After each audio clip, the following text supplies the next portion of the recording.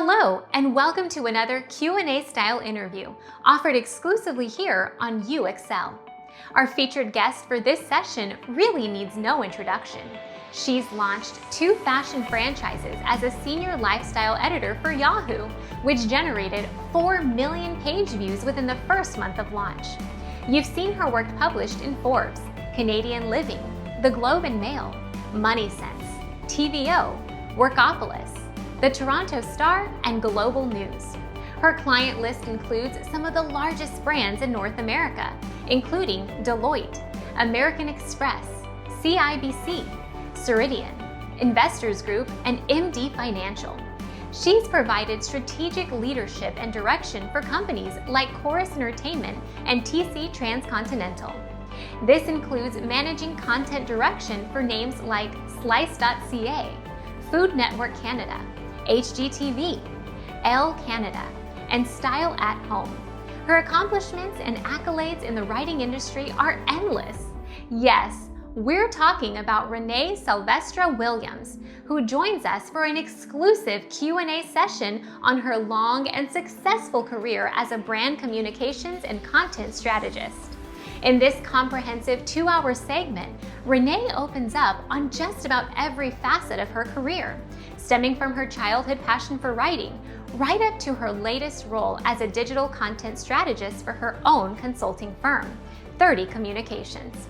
Under this moniker, Renee services a roster of clients that you'd find in the contact directory of a Fortune 500 company. Excited to hear Renee's insights? Well, you should be. Without further ado, let's dive into the session. Good morning. My name is Renee Sylvestre-Williams. Since this is part of the freelancing course, I thought I'd give you a quick overview on how I got started. I got started 10 years ago when I got let go from my job at YAHOO Canada, where I was the senior lifestyle editor. I was devastated. And I remember that day I went by a friend and cried on her shoulder. And there were a few days of crying. But after that, what I did is I got on my Facebook and I posted what had happened and asked if anybody who saw any interesting jobs would send them my way. And a good friend of mine, Liz, reached out and she said, "Hey, I'm managing freelancers for this website called Workopolis, which no longer exists." And she asked if I'd be interested in writing for her. And that's how I got started. Colleagues and friends that I had made in the industry reached out a helping hand. Well, I'm a writer and a journalist, and I've had my own business for a decade. And I started in this business 15 years ago with my first job at Toronto.com. But to go back even further, I've always been a writer. I am that person who preferred English over her math class. In fact, I got in trouble in my math class for writing little stories when I should be doing, I want to say, quadratic equations. And to this day, I cannot do a quadratic equation. Now, I did very good on my English class. So to answer the question, how did I get into this line of work? I had been part of my high school newspaper, magazine. And then when I went to university, I was on the student newspaper. So this is a path that I've always walked from a very, very early age. Now, I dropped out of Ryerson University where I was doing my journalism degree because I got a job via an internship that I had at the Mississauga News. Steve, who was the news director, asked me if I had a degree, which I did. I have a degree from University of Toronto in English and Political Science. And I had asked him why was he asking me these questions. It turns out that he said a former colleague of his, Tim, was looking for associate editors for this website called Toronto.com, and I should apply for one of those jobs because Tim had called him and asked if he had known anyone. In my naivete, I said, but what about my journalism degree? I mean, should I not stay in school and finish it and get that piece of paper? And Steve said, and I remember to this day, he goes, "It's not about the degree, it's about your work." So I applied, interviewed, and I got the job. I started in December 6th. I remember that date. And what was really nice is the entire newsroom of the Mississauga News, they were all my references. Now, it wasn't a very big newsroom, but they all offered to be references, which I appreciate to this very day. And It's interesting because I don't know if Steve knew something or he was just like, it's a journalism job, go ahead and take it. But I don't think anyone knew at that time how much digital would become part of the journalism, writing, and communications industry. And I'm dating myself here, but keep in mind that SEO and ranking content, which is a tiny idea and not the big industry it is now. So my career has always been very digitally focused. I've barely spent any time in print. I mean, I did a 2-year stint at a trade magazine. And along with writing and editing, I have developed a career in content strategy, site redesign, and of course, working with UX and accessibility design, because that's all part of digital. What do I like to do when I'm away from the office? Well, as you can see, my office tends to be in my living room. I do have a desk. But when I am not working, I like to travel. I try and do like one big trip somewhere pretty far. Like if it's not a 10 to 14 hour flight, it doesn't count. So I like to travel. I spend time with friends and family. I am trying to teach myself Spanish and Japanese. One's going better than the other. And I taught myself the fundamentals of podcasting. And of course, I do like to spend a lot of time lounging on my couch watching Netflix. Yes, I've been very fortunate to work at different organizations, like you said, Corus Entertainment, Shore Communications, and Forbes. My job history, I think, has been very interesting. I got into journalism just as the industry was changing. Digital was becoming the platform, and it was quite frankly eating print's lunch. Let's use a cliche. That's really true because, a cliche is only a stereotype that actually happens. So what happened is, like I had said earlier, is my entire career had been on digital. So I didn't have to make that transition from print to digital. So like I said, my first job was at Toronto.com, and then I left. I went to Japan to teach English for a year or two because why not? I was young. Came back home, and I actually applied for a communications position at Mary Kay Cosmetics, where I did communications and PR. And that was my 2 years in a print publication where I would build a magazine. We would get 2 discs. I know, discs, not WeTransfer, discs. And we would get the American publication, and we would take that, break it down, get rid of all the American content, and I would interview and write all the product content and do the monthly story. And then I would work with a French translator, and we do a completely French version of the magazine. So that was a lot. It was very good. It was a lot of good experience, a lot of print. I worked with the printers, color correcting, signing off on the copies and whatnot. And then from there, I went back into digital. I got a job at AOL Canada, working as the shopping editor and assistant lifestyle editor. Really great experience, got a lot of SEO training there. And then from there, I went to Simpatico, where I covered a mat leave as the entertainment editor. So I got to cover TIFF a couple of times. That was a lot of fun. It did also teach me that I wasn't very interested in entertainment journalism. From there, once that contract ended, I went to the Toronto Star to launch what was at their time their digital home and housing vertical. It was called Your Home. I was the editor there. I was there part-time, and then I freelanced to other places. And then from there, my old product manager from AOL called me and said, hey, I'm at YAHOO. We're looking for a lifestyle editor. Do you want to come over? Which I did because I loved her. We're still friends. We still keep in touch. Remember, you're only as good as your contacts in the industry.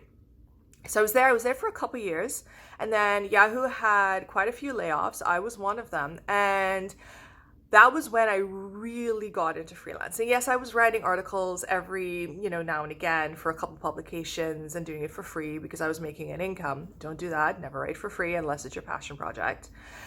And I had put my call out there on Facebook, and people started offering me work. So I started writing for Wallet Pop. I started doing some work for AOL.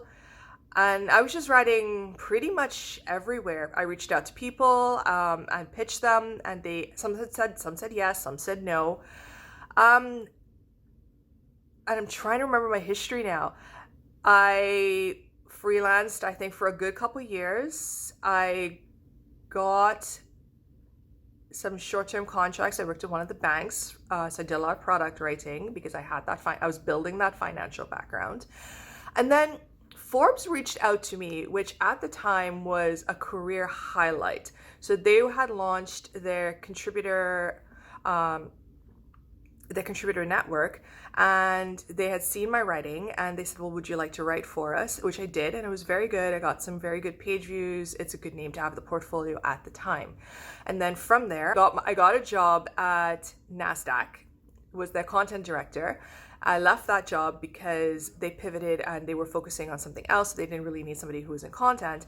And then I went to Shaw Communications, Global News specifically, because they were looking for an editor to launch basically another community network. So, and because I had familiarity with Forbes as a contributor, I got the job. I mean, I had the talent as well, let's be real. And I launched that, and it was great. I worked with David Skock, who is the editor-in-chief and CEO of the Logic Excellent Tech Trade publication. You should all subscribe. And he gave me free rein to develop the community network. And what we did is I launched it. We built it within Global News's framework, launched it in 4 months with 5 contributors, and we built that contributor list up to almost 50 in 14 months. Unfortunately, again, the industry wasn't doing so well, so Shaw laid off 3% of their workforce, including myself. I picked myself back up. I was freelancing, and then 3 months later, I got a job at Transcontinental Media as their manager of creative services. So it wasn't editorial, it was the other side, branded content, because at the time I had started freelancing for the Globe and Mail, doing a lot of branded content with their Globe Content Studios, which do excellent work. And so I was managing a lot of the creative services that was coming through Transcontinental Media. So really nice big integrations with Elle Canada, Style at Home, and Canadian Living. Then what happened? Layoffs. Yes, it happened again. It's completely fine. I started freelancing again. I had retained all my clients. And then from there, what did I do? Got some contracts, worked that. And then I got a maternity leave contract at Corus Entertainment. It was lifestyle, an area I was very familiar with. It was site redesign, which part of the KPIs was to shepherd one of the sites through site redesign, which I had experience doing because we did it at YAHOO and we did it for the entertainment channel at Simpatico MSN. And then that wrapped up, and I am currently freelancing again. And it's been a really good blend. In some cases, I have reached out to connections that I have and say, hey, are you looking for somebody?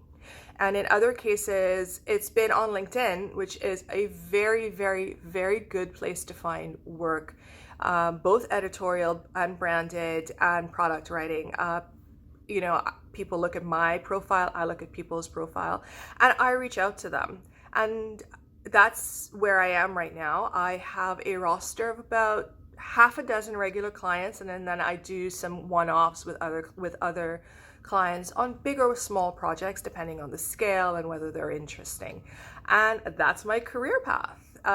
Is it something that I envisioned doing when I was younger? No, I thought I would get a newspaper job and be there for 30 years and retire, but it definitely hasn't been boring. Oh, have I always had a passion for writing? Yes, absolutely. There was a little student newspaper that all the schools used to get back home. I'm from Trinidad and Tobago. And I think it was called the Junior Express. And you can write stories and write articles and submit little things. And I wrote my first letter to the editor when I think I was 12, maybe 11. I was in primary school. And as I said earlier, I used to write little stories and in math class and all that. And I did really well in English. I'm a natural storyteller, obviously. And then when I was in high school, the lower six, so 6-1, British system, so Form 6, we would do the annual school magazine, and I was one of the assistant editors on it. And so yeah, I've always had a passion for writing. I used to write these like stories with my friends, and then when my best friend at the time, she immigrated to the US 6 months before I came to Canada, we would write these epic 8, 9, 10-page letters to each other, just about what we were doing. You know, like a letter would span a month of our lives. So yes, I've always had a passion for writing, and I look back and I don't think I could have done anything else with my career. Did I always want to be a strategist and a consultant? No, it wasn't something that I was planning on when I was younger or when I went into my journalism degree. I always thought I'd just be a writer and an editor and then maybe like manage a department. But as the industry changed, you need to be flexible and adapt to it, and that's what I've done. And as part of what I do for a living, you become a content strategist and you become a consultant, because you should always be learning. There are things that you pick up as you move on and move through the career. But you know, there are a lot of courses that you can take that can help you. For example, there are content strategy academies that will give you everything you need to know about content strategy. HubSpot does some very good things. Media Bistro does some very good things as well. So it wasn't something that I envisioned myself doing when I started my journalism degree, but it is a skill set that I'm really, really glad that I have now. Yes, I do think a writer does need to think about keywords and search, because those are ways for people to discover your content, especially if you're writing a service journalism article. And don't knock service journalism, it's very useful. You want people to find your work and read it, and ideally like and share it as well, so more people find your work. And we live in such a connected world that I think the more people who read your article, the better, because you don't know who is reading your work. It could be your next editor, it could be somebody from your dream publication. So yes, I do think a modern day writer does need to keep like search and SEO at top of mind when they're writing an article. Well, I am not the person to talk about going viral, because that's not how I approach my writing. It is fun when it does, and sometimes it isn't. You know, trolls happen. But one way to write content that gets readers to hit the like and share button is to write about something that is relatable and, you know, has a good news hook. So for example, my friend Navneeta Lang wrote a piece for Eater called Stewed Awakening that hit all the like and share metrics. It was about food. It was about cooking in the pandemic. It was about Alison Roman, the hot new chef cook, and her comments about Marie Kondo and Christy Teigen. It had mentions of Bon Appetit, who, if you watch on YouTube, you know their videos have gone viral, massive fan base around them. And it was about the discussion of food appropriation. And it was extremely well written, because Nav is a very good and very thoughtful writer. Because it was relevant and relatable to so many people, the article went viral, if you want to call it that, and it sparked a lot of discussion. So I think an article that is well researched, well written, and resonates with a lot of people is a good way to make sure that you get those likes and shares. Personally, I'm not a fan of blatant clickbait. I mean, it does work, but I don't think it would help you as a writer in the long term. Well, there's an entire industry about getting articles ranked really high in top search engines, which, you know, we all know we're talking about Google. Let's be honest, it's Google. So there's a lot of stuff here, but I'm going to give you like 3 basic tips. 1, focus on your audience. Write good content that focuses on them. Search engines give better ranking to better quality. So don't write for you, don't write to get your message out. Yes, that's important, but what does your audience want? What are they looking for, right? Write to that and make sure it's good quality content. The second thing is find out what they're looking for. And this means doing keyword searching to identify what they're looking for. And the thing about doing keyword searches is it also helps you identify upcoming trends, so you can hop on them and do a little future content planning. And the final piece of advice I would give is make sure you've got good backlinks or good inbound links. You've probably heard both terms. And those are links that take you from one site to another. You've probably ended up in a content hole for hours and hours because you just keep clicking on links. The more links that you have to and from reputable sites, the better it is for ranking of your content. Like I said, there's a whole industry around getting your content to rank really high. But if you're interested in learning more about SEO and keyword searching, I would recommend you go to Moz. That's M-O-Z. And it explains SEO, and it even has an article about keyword searches for lazy writers.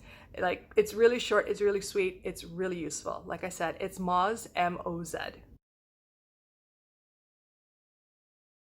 You know what? You've got to do your research and you have to pitch the editors. That's the best piece of advice I can offer.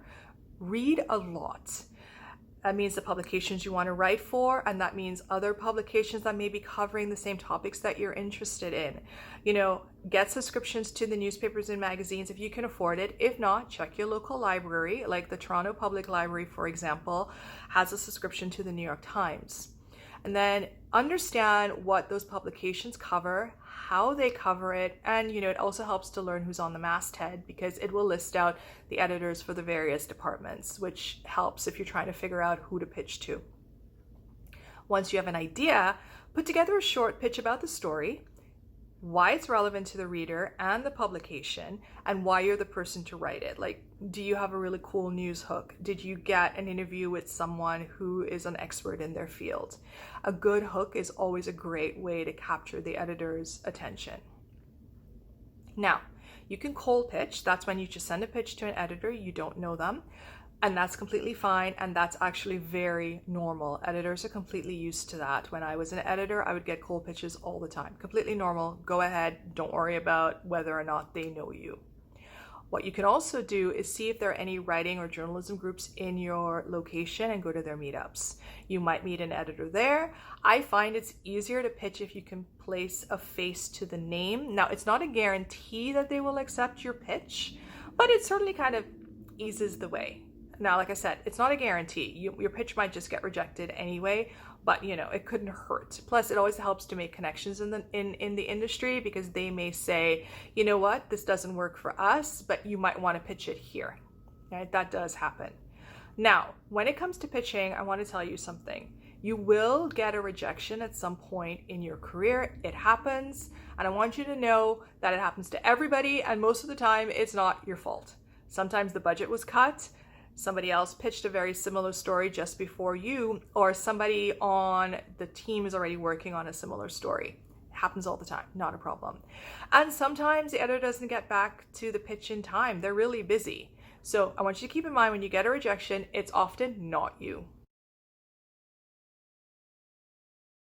I have to be honest, I don't have any experience with PR web or PR news from a distribution perspective. I do receive press releases from them, which is always good to kind of keep up with what people are doing, but I haven't used them personally.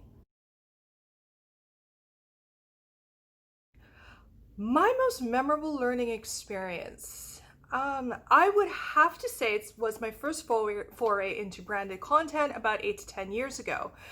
I was unsure whether it could be done in a smart way that didn't read like an advertorial. So once I did my first piece, which was for the Globe and Mail Content Studios, love them, they're great to work with, I realized you can do branded content using the skills that you learn as a journalist. So that was kind of my biggest and most memorable learning experience. Have I had any major sources of inspiration in my career as a content strategist? No, not really. I mean, obviously I do read and keep up to date on like really cool iterations of how people provide content to readers. I mean, everybody who's been in the business knows about Snowfall, and that was really great. But I'm very self-motivated, so I like to do a good job no matter what I am doing. So that's how I get my motivation and inspiration. I do admire big multi-platform storytelling, and I aspire to do something like that.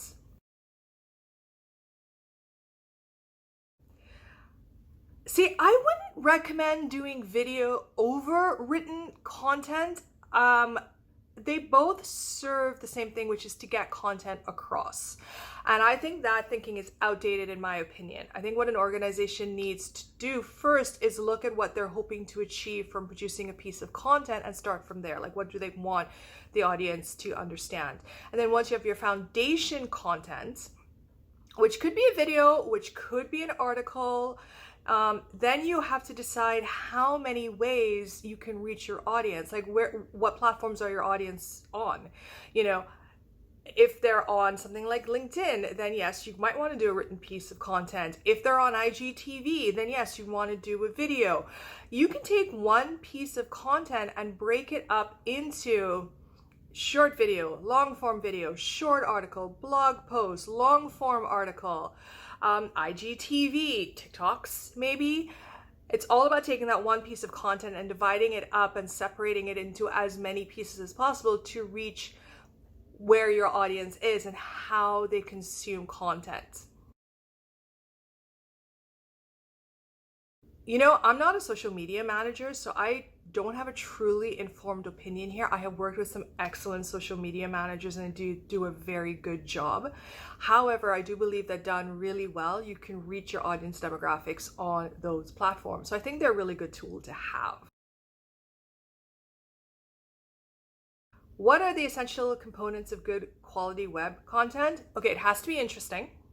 And it has to be easy for everyone to read. Now, unless you are doing an academic paper, and then of course there's the AMA style and all that stuff, most content should be as simple as possible to read. I believe they're saying like aim for grade 5 or grade 8 level of understanding, because you also have to understand that not everybody is going to read your content necessarily in your language. I'm speaking English, so we'll use English as an example. English is not everyone's first language. So if you want your content to reach the most amount of viewers and audience, it should be very, very simple. And then something else that good quality content, web content should be is accessible. It should also adhere to accessibility guidelines. So for example, people who use screen readers can fully navigate the content on the website. And that includes, you know, the images that you use, make sure they're tagged and all that stuff. Because remember, people access the web in various ways to their ability. Well, I think there's two schools of thought about it. One is you specialize in a subject matter. I do a lot of finance and money writing. So I tend to look at subjects through that lens. Like, what's the finance story here? What's the money story here? And then other people are generalists who write about things that are interesting to them, or they think an audience would be interested in. Now, I had said in a previous question that it's all about reading and seeing what's going on and all that stuff. And if you've got a story idea that you think would be interesting, and then you pitch it. So that's the two kind of schools of thought. Either you specialize in something or you're a generalist. I think there's pros and cons to both. And now, is it important to consider the tone of the content? Yeah, absolutely. You want it to be inviting and you want it to be inclusive. Don't condescend to your reader, because that's one way of losing readers. Why would they want to speak to you, or why would they want to read your work afterwards? Now, you can balance being inviting and inclusive with being authoritative on the subject matter, right? And that's where your tone comes in. You know, you could be like, yes, I know about this, or I have spoken to experts about it, and now, you know, I'm conveying this information to you in a way that I hope that you take something really good from this piece, this article or this video or whatever piece of content that I am producing. What tone should be used for the most engagement? I think it really depends on what the content is. You can't just flat out say this one tone should be used everywhere for all different content. I mean, you know, if you're covering something that, you know, is a tragedy, for example, you know, you want to watch your tone. You know, you want to be respectful of both the people that you are interviewing, the subject matter, and of course your audience. You want to be respectful of that. You know, tone and words are so important. But if you're writing something that is humorous, then you know what? You and the reader can be in on the joke and really appreciate the humor of the situation or the fact that a story is funny. If you are covering something in the news, you want to be as factual as possible. So I don't think there's one tone that can be used for the most engagement. I would say that if you were looking to engage the most amount of audience, is to make sure that the tone is inclusive and easy for people to understand and engage with. So, it's like choosing your words, making sure the narrative is easy to follow. This is where editors come in. They are lifesavers. We need more editors. And ensure that the story works in a way that readers can understand and enjoy. Yes, absolutely. Content management systems like WordPress, Wix, and Squarespace are very good because, they make it pretty easy. A lot of them are plug and play services. So you can just create your own blog on your own website and upload your content that way. A lot of them have plugins that let you do very cool things with video. And a lot of them also integrate with a lot of digital platforms. So I think they're really, really good tools and they make it easy. And that way you don't have to code your own website. Because again, all you really need is kind of like some basic HTML to use on those sites. Very easy, highly recommend. There are many ways. You can look at time spent. So how did people read the entire article or watch the entire video, whatever the piece of content is? How many shares did it get? How many likes did it get? Even like the amount of comments that it gets, how often, how many unique UVs did it get, unique views did it get. You can even use page views as well, like, how many page views did it get. There are just many, many ways to measure success with it. It just depends on kind of what you're looking for. So if you don't have money to spend on paid ads, there are ways to promote your content. For example, obviously all the social media platforms, you can promote them. You can post your articles there. Obviously have a really cool hook as, to encourage people to read the article. Use hashtags where they're available. Have a really good image to go with your post because that's how people engage if they see a really cool image. I would also make sure that your article has a good news hook. If you're writing something that's tied to what's happening in the news, make sure that it's got keywords. Yes, we're going back to SEO. Make sure it's got relevant keywords. So hopefully you've done your keyword and SEO search on that, and write a really compelling headline that would encourage people to click. These are all kind of organic ways that you can get people to click on and how you can promote your content if you don't have the budget for paid ads. Now, is it as effective? No, because again, those platforms, they're there to make money. So they would rather you pay for an ad, but these are very small ways of promoting your content. Oh, that is a good question. You know what? I don't think so. I don't really think there's a difference between a blog post and an article. I think like the content could be different, but if you're posting an article on a blog or a blog on a blog, it's still content. I think, a blog can be seen as something perhaps a little more casual or a little more personal to you as the writer. It could be almost sort of paired up like keeping an online journal, for example, whereas an article has more connotations that it is for a publication, or it is more professional sounding. So I think there are connotations to the words, but I think as more and more people write and all that stuff, they're starting to blur.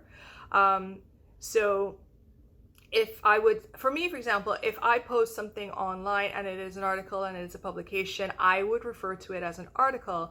Whereas, say, if I was keeping a blog, which I don't, I still stick to paper. I like to keep my thoughts to myself. But if I was keeping a blog online and it would be more personal, then I would refer to it as a blog. I would put an article on my blog. That would be the only other difference that I see it, but in all honesty, I think the words are kind of blurring in their meaning. The difference between copywriting and content writing is what it's for, what its purpose is. Now, content writing is basically kind of telling people what you want them to know in a very, very subtle way, but while giving them things that they can value, like answering their questions or giving them advice, that kind of thing. Copywriting is selling people on an idea or your brand or what you want to sell. It is often based on personas. So personas, if you don't know, are kind of like your audience. Like you take all the data that you have and you create a persona. So it could be this person, age, demographic, interests, what they're looking for. And then you can have multiple personas for a brand. And that is the main difference between the two. That's a good question. I think fundamentally is I don't focus on, the first thing I do not focus on is making my writing unique. What I really focus on is telling a good and accurate story.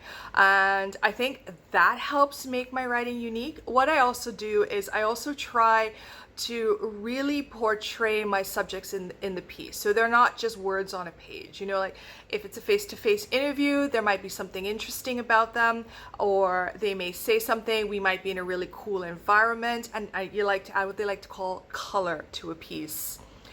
What I also like to do is I like to try and make readers feel like they're right there in the story, you know, so they can like feel the experience, sense the emotions, like maybe like they're the ones who are in that little environment or cafe or whatever the situation is, to really feel the experience. And part of that means humanizing the experience. So I want readers to understand and empathize with those words on a page or on a screen or a video, depending on what it is. I want them to take something away that they can relate to what they are consuming. So that's how I tailor my writing and hopefully make it unique and noticeable.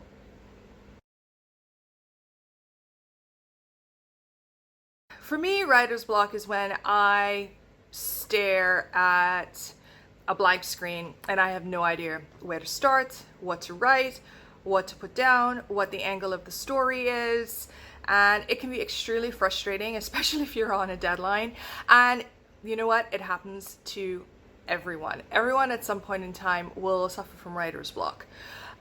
What helps is to have a couple ways to break through the writer's block and actually get your job done. So my tips to overcome writer's block, I have 2 tips. One is to walk away for a couple hours or a couple days if you have the time. So let's say you've got a week to turn around an article. If you're sitting down there and you don't know where to start, walk away. Walk away. Keep it like in the back of your brain and let your subconscious work it out. And then come back and revisit it. Now that can work, especially say if you have a small idea of where your piece of content needs to go, what the angle is and how you want to frame it. I find that method works the best. Now, if you have absolutely no idea where to start, I say don't start at the beginning. Don't worry about getting a lead. Don't worry about your opening paragraph. Just get in there and do a Virginia Woolf and just go stream of consciousness. Just like dump those words on the page. Just like start with like, okay, who are your characters? All right, list your characters down. Great. And then, you know what? If you have multiple angles and multiple story angles, write all of them down. Great. So you've just got them there and then put them away. Just leave them alone. And then just start writing what you think the story is. It doesn't have to be a final draft. It's often not a final draft. Just write the words down, like what happened, where it happened. Actually follow the who, what, where, when, why, and how methodology. It's old school, but it works. So who was involved? What happened? When did it happen? Why did it happen? How did it happen? What were the results? And just put it down on paper. And then again, walk away. And then come back and revisit it. And you will find that, you find that you probably have a structure right there in this draft. So you can take that and start reworking it and re-editing it. Now, I don't know how many writers can actually write clean on their first try. I know a lot of people who edit as they write, people who edit multiple times in an article. I'm one of those people that I will just dump everything down. Like, I have an idea of how I want a story to go, and I'll write it down. I may start at the middle and then go back and go, all right, I think this is my lead, and then I'll write the lead, I'll write the end, and then I'll go away, I'll leave it alone, I'll come back, and then I'll start reworking and re-editing it. That's how I work. I do have a friend who edits as she writes. She says she's a very slow writer, but her writing, she says, when she files it to her editor, is very, very clean. So there's no wrong way of writing an article, especially you have writer's block. The point is, if you have writer's block, don't succumb to it. Just figure out what works for you. Like I said, it could be you know what, I'm just going to think about it for a while, let it sit in my brain and, you know, stew around in there. Or just dump everything down in your article. Like, open up a page in Google Docs or Microsoft Word or open text, whatever you're using. Or whatever CMS platform you're using, just dump the words there, and you'll find that you'll have that structure, and then you can work it until you are happy with what you have produced. All right, and keep in mind, writer's block happens to everyone at some point in time. Even like the people who are on the New York Times bestseller list or who have Pulitzer prizes, I guarantee you they have all had writer's block. You know what? Yes, articles can get repetitive, especially if you are focusing on a subject matter. But you know what? I like to look at that as a challenge. Every time I write an article that I've covered before multiple times, I try and find something new. Like, is the person or expert that I'm interviewing, are they offering something new? Has there been a change in the subject matter that I am covering? Or is the audience that I'm writing for different? So for example, I write a lot about why you should have an emergency fund. And I write a lot about the difference between an RSP and a TFSA. I write that almost every year, like yearly. Those are topics that I cover. And I try and find something new. Like, I try and find somebody who uses their TFSA for something new. Through the pandemic, for example, it was like, your TFSA is your emergency fund, and this is why. And then I try and tie that into what's going on during that time. And age groups change. Like, an RSP and a TFSA means something different to somebody who's closer to retirement age than somebody who's just starting their working life. They're different concerns. It's all about trying to find that new angle. And then another way that I try and shake up the repetitiveness of authoring articles on a daily basis is maybe tweaking my writing style a little bit, or trying to have fun with my headlines, or have fun with my leads. Maybe getting a little creative in the style. It might be a Q&A. One article might be a Q&A. Another one might be a reported article. Another one, I don't know, like, can I do it as an infographic? Now, I can't draw, so it'd have to be, you know, agreed upon with my editor that they'll get a graphic designer in to do the infographic. Can it be done as a video? Can it be done as an animated video? Can it be done as two people talking on a video? It's all about trying to find different ways to engage the audience while you're conveying what is fundamentally the same information again and again and again, if, like I said, you are working on the same beat. So try and be a little creative with it. Ask your friends who read about topics like this, like, how would they want to see this kind of information? And you can get ideas that way. So like I said, have fun with it, and understand that while you may feel like you're writing the same thing over and over again, you're actually developing expertise. So that's a good benefit. Yes, I read every day. Absolutely. Every single day. I do it on my phone, I do books, I do it on my laptop. I will pick up the newspaper every now and again, although I tend to have more digital subscriptions. So what do I read? Okay, let's break this down by newspaper. I read from the Toronto Star, I read the Globe and Mail, I will read the National Post. I will also read articles from smaller newspapers. I also read American publications such as the New York Times, the Washington Post. I will read the LA Times. British newspapers, I will read the Guardian. What else? I also tend to read newspapers from Trinidad and Tobago because that's where I'm from. So those are newspapers. In magazines, what do I read? I do read a lot of fashion magazines, obviously, because I do have a lifestyle background. Oh, I do also read the Financial Times. I forgot to mention that. Excellent newspaper. Back to magazines. I read, like I said, a lot of fashion magazines. So I will flip through Vogue. I will read Paper and Coin, which is a very good local financial planning magazine that caters to millennials. Excellent publication. I read The Walrus. I read The Atlantic. I read, trying to figure out what else. I read The New Yorker. I read The Economist, which it's a very small magazine, but it's a very dense magazine. I think the only time I got through The Economist in one day was when I was called for jury duty. And that was the magazine that got me through the entire day because it took that long to read it. I will read Tatler magazine because it is like excessively trashy and they revel in it. So I respect that. Books. So let me look around my place. I have right here Gods and Kings by Dana Thomas. I have got Growth IQ by Tiffany Bova. I have Fashionopolis. I have What Happened by Hillary Clinton. I have Winner Takes All. I have The Martian. I have The Immortal Life of Henrietta Lacks. I've had that book for a while. I obviously read a lot. Let me just look at my bookshelf. I have Worry Free Money by Shannon Lee Simmons, who's a good friend of mine and my accountant and certified financial planner. I have Daisy Jones and the Six, which I picked up because there was such a lot of buzz about that. So I read all around. I will read articles. Let's see what I've got. What do I have open on my computer? I've got Fast Company open on my computer. Looks like I've got Wired. Looks like I've also, well, like I said, The Atlantic is open. I've got Vox as well, The Guardian, like I said.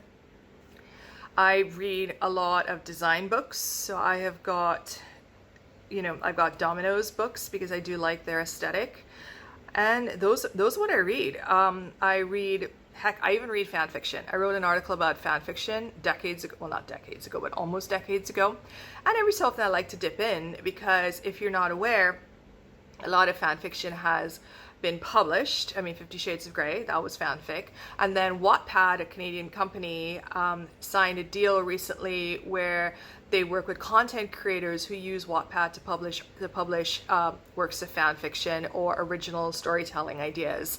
And they are working to turn that into television shows and other productions.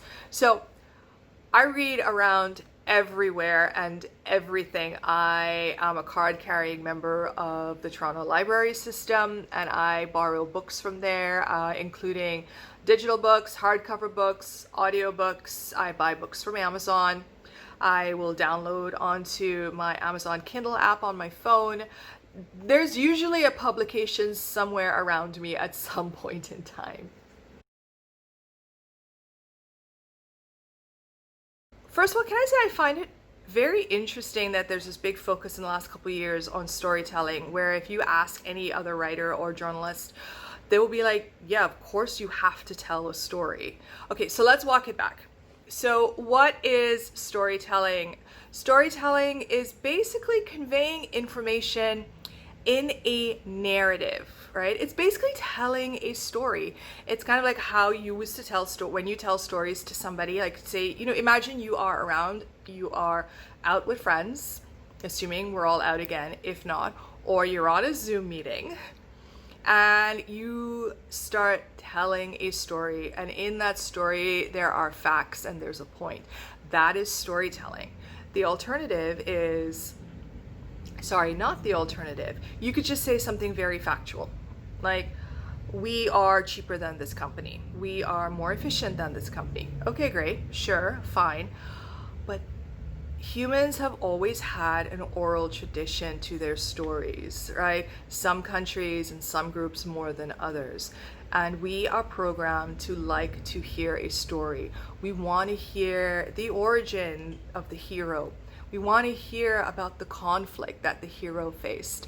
We want to hear how the hero dealt with the conflict and how they won and how they got through that conflict and how they survived and how they succeeded.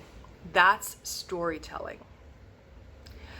People want more than just facts, all right? Storytelling helps your audience connect to you, whether you are telling a news article, a feature article, or you're doing content marketing. It's all about using storytelling to create that connection. Why do you think a book becomes a bestseller? It's got a great story. How many times have you gone to a movie and you said, you know what, that movie had a really great storyline. That was amazing. Or you binge an entire Netflix series and you sit down and you watch it over one weekend. It's because the storytelling is really, really compelling. And a good story not only captures your interest, it will often give you something to do. Now, if we're talking content marketing, that's what I mean. It will prompt you to take action on something. It could be like, I want you to share this, or I want you to come buy with us, or choose our product over a next product. Good storytelling can do that. So, when you are doing storytelling, these are some of the main components. I've touched upon them earlier. Okay, so you need your main character, your hero. Who is this person? Or is your brand the character or the hero? Or is there somebody who has interacted with your brand who's the character and the hero? What's the conflict? Right? What was the hero character facing? Is it something that was affecting their business, for example? Or were they trying to get something done and they couldn't because they ran up against bureaucracy and red tape?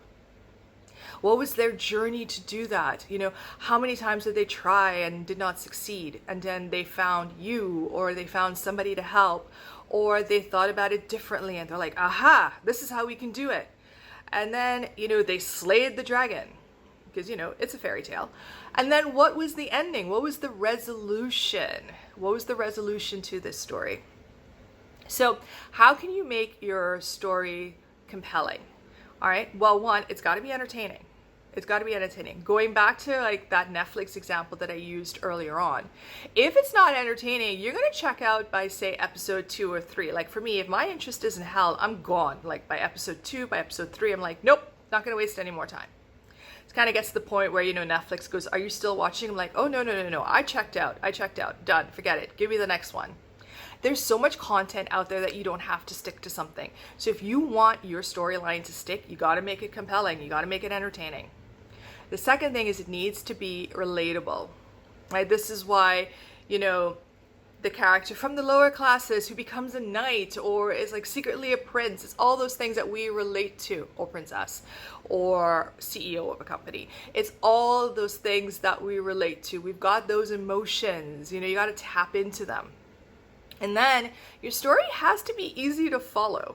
I think I've said it before, but your story should be, I want to say a grade 5 or grade 10 level, really simple.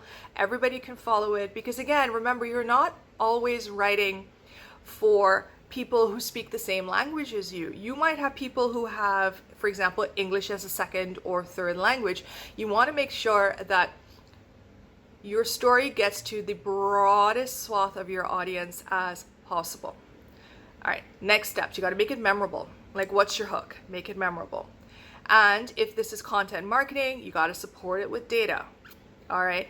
We live in an age where, data is king, and having good facts and figures in there helps support your narrative.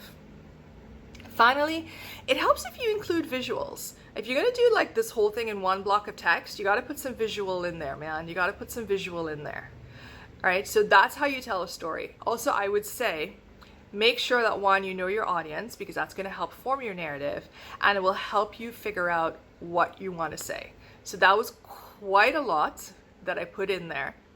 But think about like when you were younger, or even now, like what's your favorite book? What's your favorite Netflix series? What's your favorite movie? And figure out what makes it so compelling to you. Is it the characters? Are the characters really memorable? Is it how they speak or a turn of phrase?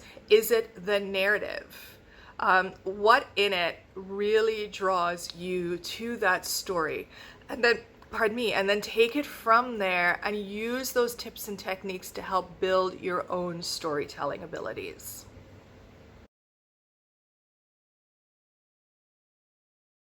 So the mechanics behind developing strategy for content. Well, first of all, let me tell you, first and foremost, you need to have a strategy behind content. You know, I liken it to like if you don't have a strategy, it's kind of like throwing something at the wall and seeing if it sticks, which fine, if you have money to waste or you know your audience, great, go ahead. But most companies don't have money to waste when it comes to that. And if you're developing content without a strategy, you are wasting not only money, but you're wasting money and time, and you know, you're losing time where you could be benefiting from marketing to your audience properly. So that's why content strategy is really important. Okay, so I will take you a very, very high level on how to create a successful content strategy. So there are multiple steps, and there are many, many places that you can go to and do courses like that. HubSpot is one, and I believe the Content Marketing Institute is another one. They're also really, really good. A friend of mine did it and she thought it was very, very worthwhile. So those are two that I would recommend. Like I said, HubSpot and the Content Marketing Institute.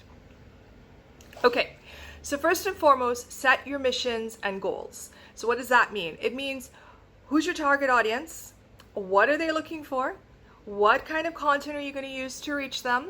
And what kind of benefits that they're going to get. Now, I've talked about this before, but whenever you do content, you got to keep your audience in mind. Like, what are they looking for? What are they going to get out of it? Not what you want to sell them. Yes, that's there, but always understand that it is all about the benefits that they will get from your content. Second thing, establish your KPIs. So your KPIs are basically your key performance indicators. So that's what you use to measure how successful your content is resonating with your target audience. And I can get into a lot of detail on what all that means, but that's what you want to know. You need something to measure. Like, is it search ranking? Is it an increase in site traffic? Is it likes, shares? Is it revenue targets? Is it more signups? Is it more purchases? If you're going to get them to go through the sales funnel, whatever KPIs you set, try and make them measurable. Third, generally know your audience, because like I said, the first point is figure out your target audience and write to them. So you got to figure out who your audience are. So like, what's their age, what's their gender, what's their education, what's their income? Those are the classic ones. The next one after that, figure out your best content channels. Like, where's your audience sitting? All right. And then from there, once you figure out where your audience is, what platform they're on, are they on your site? Are they on social media platforms? Do they consume video? Then you start figuring out the content types based on that. I mean, that makes sense, right? And then once you do that, you got to identify and figure out your resources. So that's like, who's going to produce and maintain and edit your content? Is there somebody in-house who can work as an editor and or project manager? What kind of tools do you need? Do you need a CMS platform? Do you need to hire freelancers, graphic designers? What kind of publishing flow are you going to do? Like editorial calendar, all those fine things. And then once you decide all those things, then you got to put some kind of structure around it. Now, often that is known as a content calendar or editorial calendar, which will be like, okay, here are when topics are due, here's when they get edited, and here's when they get published. And then you start creating your content. And then you distribute and market that content on those platforms that you've done your research on. And then you measure your research. Sorry, not your research, you measure your results. My mistake. So you remember those KPIs that you had? You look at the results of your content and you compare them to those KPIs that you want to measure. Now, obviously the first week or the first month that you do something, okay, you've got nothing to compare it to.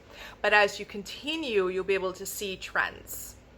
Now, however, that doesn't mean that first month or first week of content is useless. It will tell you what is the most popular content, what's resonating, where people are dropping off on video. And you can learn a lot from that. You can learn like what kind of content people like. You can produce more of that content, whether it is a type of content or the content within that platform, whether it's video, whether it's an article, and you can lean into that. So that's a very, very high level look at like digital content strategy. Like I said earlier on in this conversation, there are many, many places where you can go to learn more. And I would suggest, like I said, HubSpot and the Content Marketing Institute are two very, very good ones. You know what? I can't really speak to this. I don't have a blog. Yes, I have a website and every so often I publish articles on it, but I don't nurture a blog, so I really can't speak to Google AdSense, so I'm really sorry. I know that there are people who have them and they seem to do quite well with it, so I'm not the best person to speak about that. Oh, my favorite question. How did I get into finance writing? Honestly, I got into financing because of these walls. I bought my condo about a decade ago. I'm actually going through a renewal of my mortgage right now as I'm recording this. It's my second renewal. Yep, that sounds about right. It's my second renewal. So before I became a homeowner, I had paid off all my debt. I had paid off all my student loans. I had no consumer debt. And I had a ton of disposable income. I was renting a nice place with a really good friend of mine. And I was in the bank and the bank's like, oh, you know, you would qualify for a mortgage. And I'm like, oh, all right, sure, whatever. So I went ahead and did it, bought this place, and then realized I didn't have as much disposable income as I did before. And that all happened within like 3 months. And as a result of that, I obviously had to look at my budget again and readjust it, because now I was paying, mortgage for this bad boy and property taxes and maintenance and all that stuff. And I started writing about it. Like I had said in an earlier post, which you may or may not have seen, is when I lost my job at YAHOO, which was about a year after I bought this place. A good friend of mine, Liz, reached out and said, hey, do you want to write about money for us? Wallet Pop, which was part of AOL Huffington Post. And I said, absolutely, I'm going through it right now, because I was like, okay, well, I have to pay for this and I still want to live a decent life. And I'm sure I'm not the only one who's going through this. So let me write about what I'm experiencing. So I started writing about what I like to call kind of like tabletop finance, which is your monthly bills and trying to, budget so you don't feel too house poor, but also so you don't end up in consumer debt. And that's where it started. And then as I started writing more and more about finance, I realized how many people, all genders, don't really get a lot of training in finance, money and budgeting. We don't. I don't know how, I can't speak for everyone, but think about it. Did your parents or your guardians or whatever adults in your life when you were a child, did they talk to you about money? Did they sit down with you and show you how to balance a check, for those who still use checkbooks, or how to invest your money, or how to make sure that you stay out of debt, how credit cards work and interest rates? I mean, mine didn't, and they meant well, but mine didn't. I had to learn all of that on my own. And I figured, again, if I'm learning about that, other people want to know. And also, I'm a person who, if you ask me how much I paid for my place, how much I make each year doing what I do, my salary, I'm also very transparent about money. And having all that energy, I just wanted to put that out in the world and help people be better about managing their money. So that's how I got into finance. And yes, I write about topics that some people don't think are very interesting, like when the Bank of Canada changes rates, which, by the way, you should be interested in, because When they change rates, banks respond, and then when you go to take out a loan, mortgage, car loan, whatever the situation is, that affects you. So it's something you should keep an eye on. And also the central bank plays a big role in our economy. So it's one of those things that I think is really interesting. And in the last decade of writing about finance, I have never been bored. So some of the significant hurdles that I've faced in building a career in content consulting. I think the two that really kind of stick to my mind is competition. You're only as good as your last work, obviously. And I think a second one is often having to explain the value that you bring, because a lot of companies, it's getting better, I will say that, but a lot of companies still don't understand what content is and how it can help them. You know, I've said this before, but you know, companies will be like, okay, well, I want a website and I want content on it. And then when I go, well, okay, happy to do that, but why? Why do you want to do content? Most of the time they can't tell me, so I have to explain to them, like, you know, it's a project and it's a process. It's not just a case of hiring me to create this big outline for you and hiring freelancers or just me like starting to write content. It's a collaborative process where I work with them to understand their company and their product and their goal and what they hope to get out of it, and take that. Hopefully they have data that they have on their product, and hopefully they have data on who their audience is or who they would like their audience to be, and use all of that to form a content strategy. And again, that takes skill and it takes talent. So like I said, it's two things. One, not enough companies knowing what content is, and the second thing is putting a value on that, because they think it's just, oh, I can throw up words on a page. Well, yeah, of course, anybody can throw up words on a page, but will it serve your company's purpose? That's where you actually need to hire somebody who knows what they're doing. Yes, I've been very lucky to work with major brands, P&G, Tim Hortons, Michael Hill, and of course some smaller businesses.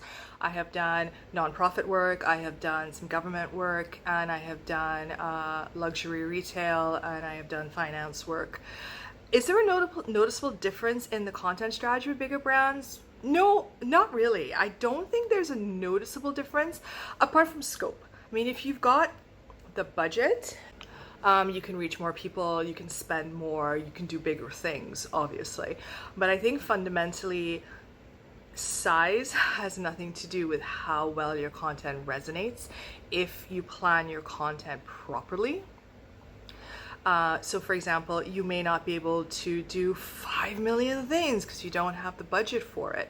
But once you understand what your goals are, and again, who you are, what's your brand proposition, who's your target audience, what you want them to know, what kind of value you want them to get out of it, once you know who they are and what they're looking for, it doesn't matter how big or small your spend is. Once you can target your spend, your size doesn't matter.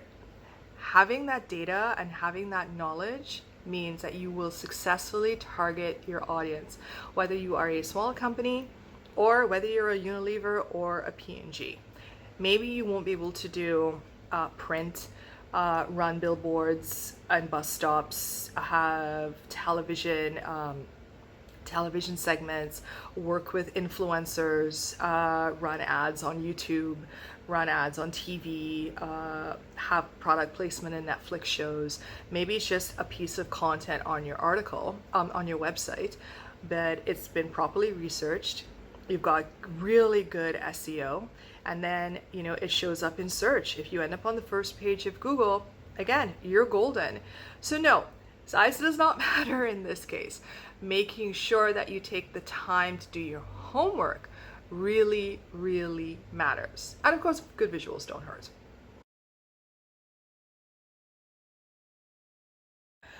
Good question. I don't know if I can list 5 strengths and weaknesses, but one that definitely pops up would be the occasional frustration with a client who doesn't trust the process enough to let us do our work.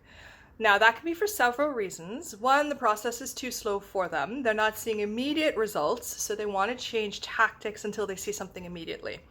And that's where you have to gently remind them that the results of a new strategy can take time to, come to be produced.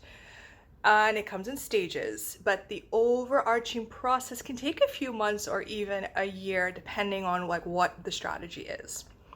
And the second thing is sometimes the wrong stakeholders are in the room. Now, when I say wrong, I mean they may come in with their own agendas, which may not align with the agenda of the brand. For example, I worked with a brand and the stakeholder was either in PR or marketing. And that person insisted that the name of the brand be mentioned in this fashion piece that I was writing, which would have made it extraordinarily awkward. There was no way to work the brand name into the piece. And I pointed that out to the editor/project manager that I was working with, and they also agreed. So what happened is the two of us very gently pointed out to the stakeholder that, it would actually change the article from a branded piece of content to an advertisement. And the third reason is sometimes brands don't understand the difference between an advertisement and branded or sponsored content. Now, that's not their fault. That could be as a result of a miscommunication between the strategist or between the agency and the client. The more people that are in the room, the more noise happens. And that's why having an outline and a statement of work that has been signed by all stakeholders is so key to success.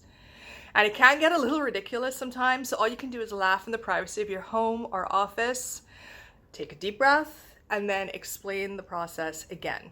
Now, another story I'll tell you is years ago I was working with a brand and their agency on a couple pieces of content that was going to go into a publication and online.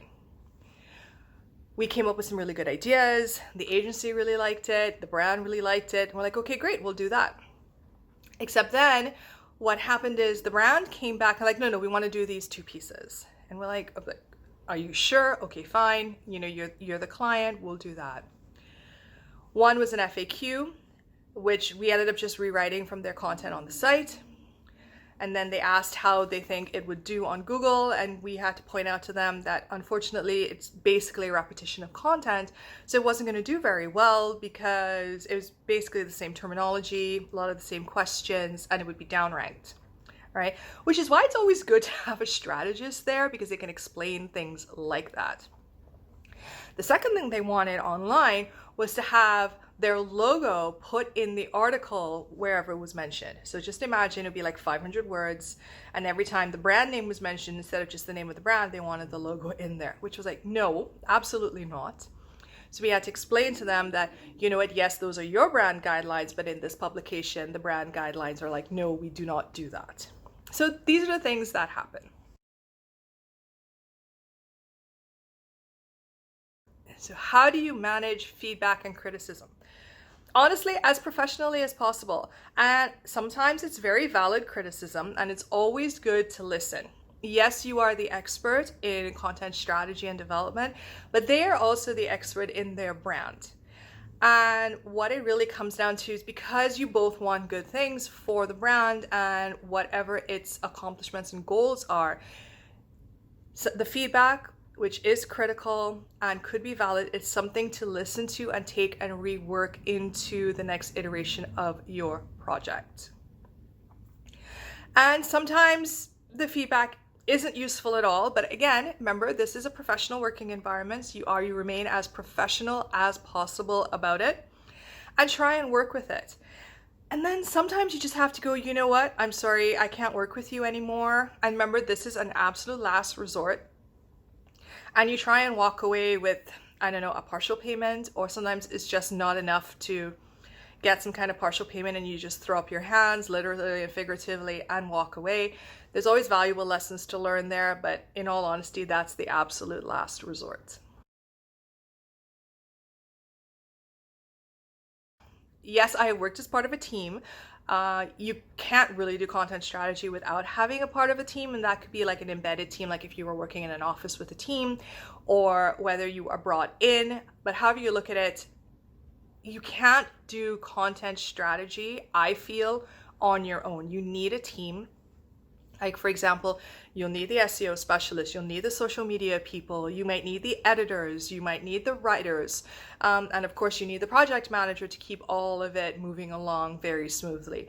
So I don't think it's a matter of which one do you prefer and why. I think there's always a team, whether it's a remote team, whether it is a team of people that you work with, or whether you come into an office, whether you are hired full-time or you are hired as a consultant. There's always a team when working with content strategy.